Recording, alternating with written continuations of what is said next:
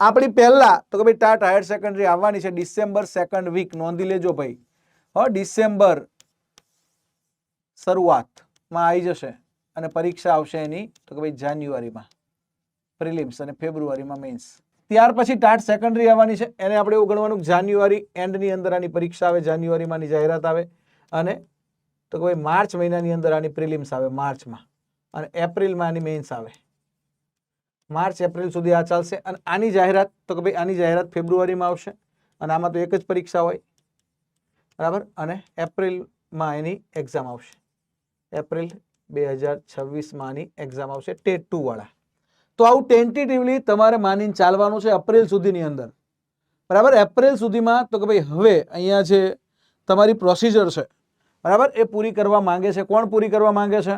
તો કે ભાઈ રાજ્ય પરીક્ષા બોર્ડ, કારણ કે એમને એના પછી એઈઆઈની પરીક્ષા લેવી છે, એઈઆઈ એટીની પરીક્ષા બાકી છે, એઈઆઈની એસસીની પરીક્ષા બાકી છે, એચટાટની પરીક્ષા બાકી છે. એટલે કે આ બધી પરીક્ષાનું આયોજન તો કે ભાઈ એને એના પછી કરવાનું છે. તો તમારી પરીક્ષા પૂરી કરે પછી જ આ બધી પરીક્ષાનું આયોજન કરી શકે. ટૂંકમાં રાજ્ય પરીક્ષા બોર્ડે ટેન્ટેટિવલી ટાઈમ ટેબલ બનાવી દીધું છે. તમે બનાવ્યું કે નહીં બરાબર. હવે તમે તમારું ટાઈમ ટેબલ બનાવી દેજો. અહીંયા કોઈ અભ્યાસક્રમ બદલાવાનો નથી, ના નહીં બદલાય, કશું જ નહીં બદલાય. પ્રિલિમ્સ મેન્સ જ રહેવાની છે અને પ્રિલિમ્સ તમારી 200 ગુણની 0.25 નેગેટિવ.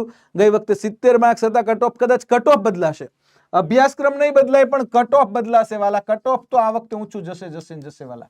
એટલે કટ ઓફ બદલાશે, કદાચ 200 માંથી પ્રિલિમ્સની અંદર કટ ઓફ બદલાશે કે ભાઈ ગઈ વખતે 70 હતું તો કદાચ 70 નું 80 જાય, અરે કદાચ વધીને 90 જાય તોય આપણે ભલામણ 100 જાય ને તોય પાછું પડવાનું થતું નથી વાલા.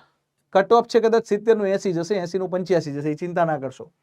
તો આપણે અહીંયા કટ ઓફ બદલાશે, બાકી તમારી અભ્યાસક્રમમાં કોઈ બદલાવ નથી. પ્રિલિમ્સ મેન્સ તમારે આપવાની જ છે, એમાં કોઈ રસ્તો નથી અને મેન્સમાં બાકાઝીકી બોલાવવાની જ છે બરાબર. મેન્સમાં તમે છોતરા પાડી દેશો